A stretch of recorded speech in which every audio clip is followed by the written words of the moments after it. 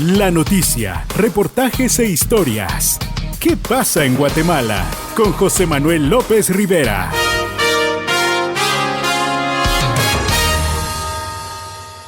Es un gusto saludarles nuevamente. Mi nombre es José Manuel López Rivera en este podcast de la segunda temporada, episodio número 5. Hoy vamos a hablar de la violencia contra la niñez y la adolescencia en Guatemala. Y es que el abandono del Estado, la falta de presupuesto para poder empoderar a las instituciones que garantizan la protección a la niñez y la adolescencia es una crisis bastante alta. Según las cifras, del 1 de enero al 30 de marzo del 2022, el Instituto Nacional de Ciencias Forenses, INACIF, realizó 316 exámenes forenses por maltrato infantil. El 58% a niñas y adolescentes, el 42% a niños y adolescentes.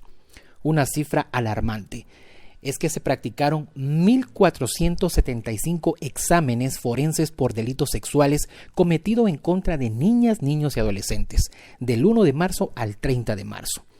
Otra cifra es que se reportan 24.142 niñas y adolescentes que se han convertido en madres entre los 10 a 19 años de edad entre los meses de enero a abril del año 2022.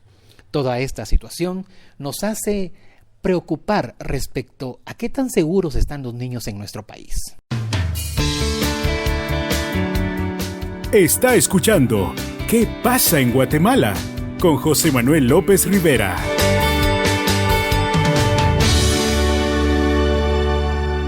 En este episodio hablamos con la procuradora María Natividad Cava Mateo, defensora de la niñez y la adolescencia de la Procuraduría de los Derechos Humanos, para analizar esta situación. Bienvenida, procuradora. Bueno, muchas gracias por la entrevista. En efecto, es una situación muy preocupante debido a que los casos van en aumento y como Defensoría de la Niñez de la PDH hemos logrado establecer que en los hogares de protección bajo el resguardo de la Secretaría de Bienestar Social de la Presidencia constantemente ingresan adolescentes víctimas de maltrato, de violencia sexual y de trata. Entonces sí podríamos decir que en vez de bajar estos índices van en aumento. Precisamente ayer estábamos en un hogar y veíamos que la capacidad instalada es para 16, sin embargo tienen a 41 adolescentes.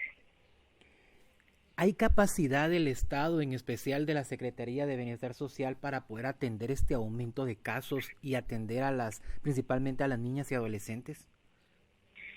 Definitivamente es una situación muy difícil porque el presupuesto que han estado manejando, como usted sabe, depende de la Vicepresidencia de la República y en ese sentido no se ha dado ningún aumento de presupuesto.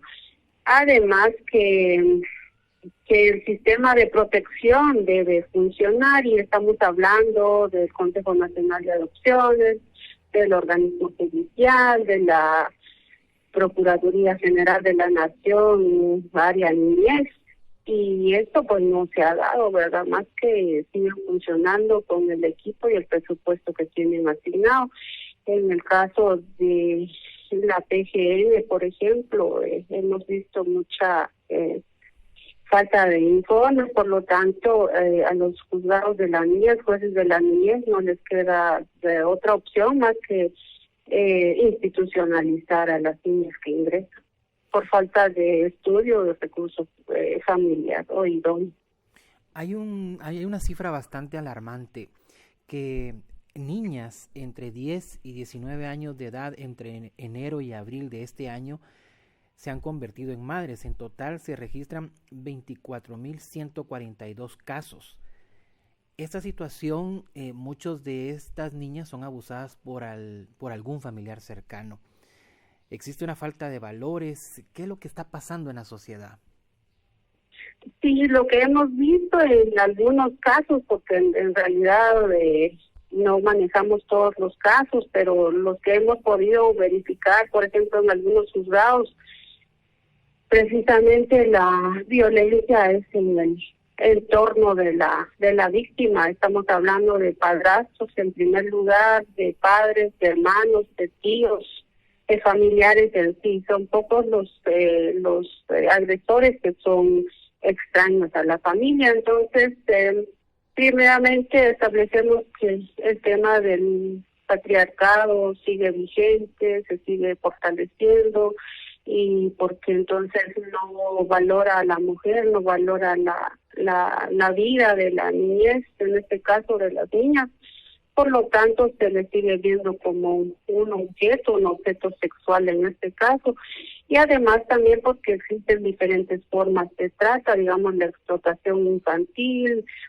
Podemos ver en las calles que hay muchas niñas y niños pidiendo limosna, vendiendo productos, y se ha logrado establecer que son niñas y niños que han sido llevados a diferentes puestos para recabar dinero y entregarle a las personas tratantes, ¿verdad? Claro, esto no se ha logrado profundizar mucho, pero esos son los como índices que se vienen manejando, y tenemos el caso concreto de las niñas y niños de Cayalá, ¿verdad? Que fue un caso muy sonado, y incluso eso fue lo que informó la PCM.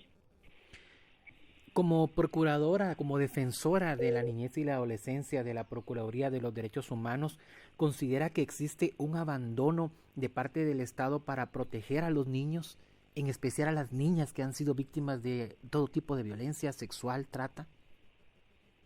Sí, en realidad hacen falta muchas políticas públicas que puedan beneficiar a la niñez en general.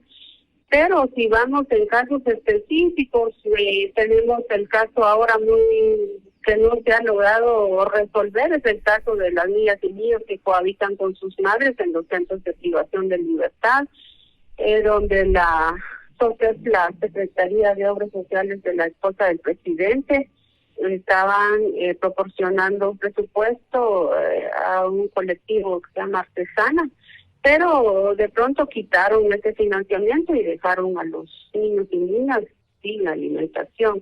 Y así, si vamos analizando cada uno de los casos en el sistema de educación, por ejemplo, realmente hay datos alarmantes que indican que realmente la niñez y adolescencia no tienen prioridad porque no hay presupuesto para su atención. Existe un abandono totalmente dentro de la voluntad y proyección financiera dentro del Estado. Hay mucho esfuerzo también de la comunidad internacional. Hemos visto que han formado oficinas de protección de la niñez en las municipalidades. ¿Qué tan funcional puede ser esta, ya que también pues el problema del financiamiento es algo que se une a que éstas no continúen su labor? Sí, efectivamente se ha contado con la colaboración de muchas entidades internacionales. Sin embargo, pues su competencia tiene límites, ¿verdad? Y entonces se dedican a veces a promocionar los derechos humanos de la niñez y adolescencia, de las mujeres y algunos proyectos. Sin embargo, la responsabilidad es del Estado, ¿verdad? Porque así lo establece la Constitución, los convenios internacionales ratificados por Guatemala en materia de derechos humanos. Es decir, que tenemos una normativa bastante amplia y avanzada. Sin embargo, eso no se ve reflejado en la asignación presupuestaria que anualmente se acredita a las distintas instituciones. Por ejemplo, tendría que el MIDES, el Ministerio de Trabajo, es decir, todas estas instituciones de desarrollo social tendrían que tener un mayor presupuesto también, pero mayor impacto en la sociedad donde existe mayor necesidad y precariedad. Y podemos hablar de las áreas rurales, pueblos indígenas, mujeres, niñez, adolescencia, en fin, que hay bastantes sectores vulnerabilizados por el sistema. Ante esta cruda realidad, procuradora, ¿qué podemos hacer nosotros directamente como familia, como padres, madres, para proteger a nuestros niños y tratar de evitar que continúe esta violencia, porque mucha violencia está en el hogar. Sí, así es. En primera instancia, los valores vienen de la familia, ¿verdad? Los primeros principios que se les inculca a la niñez en la familia, pero también la familia debe ver que el sistema en sí funcione, por ejemplo, que no exista violencia y bullying en los centros educativos, que los temas que interesan a la niñez y adolescencia sean abordados con enfoque de derechos, porque no se trata nada más de repetir una guía de hace muchos años, sino que realmente se tiene que adaptar a la realidad y contexto actual. También que la sociedad en sí, digamos, hablamos entonces de las iglesias, los diferentes grupos que tienen contacto con la niñez, pero principalmente llegamos a la responsabilidad del Estado, porque al final de cuentas es el Estado el responsable de garantizar el bien común para todos sus habitantes. Gracias, licenciada, por este espacio, por esta entrevista. Finalmente, un llamamiento y también una exhortación para denunciar los casos de violencia en contra de la niñez. En primera instancia, que la familia, la sociedad conozca qué es la violencia, cuándo se está violentando a la niñez en sus derechos, las instancias donde denunciar, y que esas instancias efectivamente funcionen y atiendan los casos que lleven a su conocimiento, ya que también se ha visto que hay una inactividad y pasividad de algunas instancias que son responsables de velar porque no se violenten primero a la niñez, pero que tampoco se revictimice, porque hay casos que realmente han logrado llegar al sistema de justicia, pero las audiencias se reprograman